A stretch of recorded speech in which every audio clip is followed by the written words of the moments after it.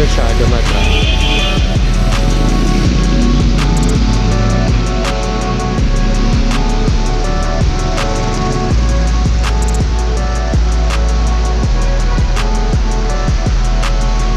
Ay,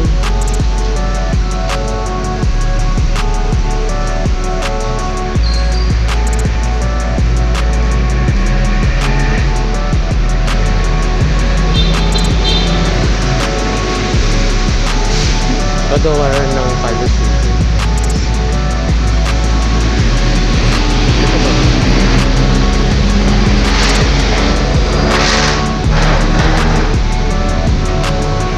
Straight lang.